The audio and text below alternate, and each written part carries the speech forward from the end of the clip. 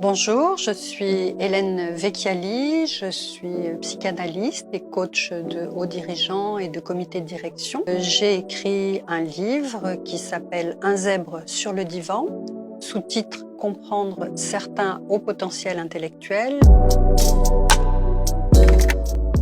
On dit haut potentiel intellectuel, on dit surdoué, on dit zèbre. C'est une personne qui a un QI supérieur à 130, la moyenne étant 100. C'est une personne qui est indépendante, qui dans les relations sociales va aller directement au cœur de l'autre, va avoir envie de connaître les craintes, les désirs des personnes qu'elle rencontre. C'est également une personne qui est très créative, une personne intuitive, qui a une grande sensibilité.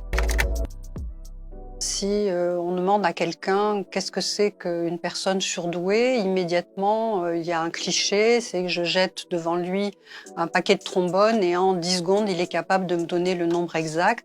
Donc ça c'est complètement faux, les hauts potentiels intellectuels ne sont ni des génies ni des victimes malheureuses. Donc j'avais vraiment à cœur de rétablir les choses et d'expliquer pourquoi certains étaient malheureux et que c'était pas forcément en raison de cette surdouance. Les angoisses les plus classiques sont les angoisses de tout le monde. Ça peut être la solitude, la mort, la maladie. En revanche, peut-être ce qu'il peut y avoir de supplémentaire, c'est ce sentiment de décalage avec les autres parce que les hauts potentiels intellectuels ont une intelligence rapide, de la vivacité et qu'ils se sentent décalés avec d'autres personnes qui auraient des raisonnements peut-être plus lents.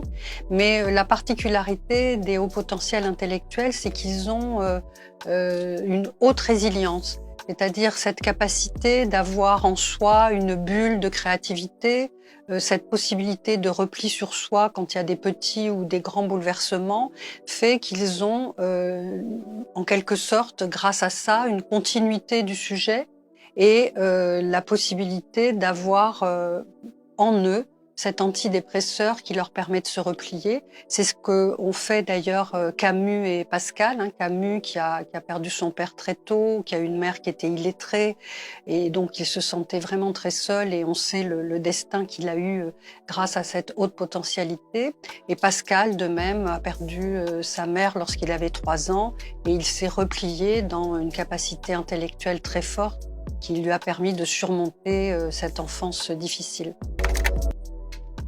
Dans le monde du travail, eh bien, ce sont des personnes qui peuvent dénoter parce qu'elles sont singulières et c'est important que dans les entreprises, on prenne soin d'elles parce que ce sont des gens qui vont déjouer les routines, qui vont être attentifs à créer des changements constructifs. C'est un peu comme les canaris qui étaient dans les mines, les mineurs dans le temps emmenaient avec eux dans une cage des canaris parce que en cas de risque d'implosion ou de risque d'intoxication, le canari mourait ou s'évanouissait et les mineurs savaient qu'il fallait vite sortir de la mine. Eh bien, les hauts potentiels intellectuels dans les entreprises ont cette capacité à repérer les signaux faibles, à repérer les petits pièges qui pourraient coincer et donc ils sont précieux. Et par ailleurs, comme ils sont très créatifs, c'est vraiment un bonus pour les entreprises.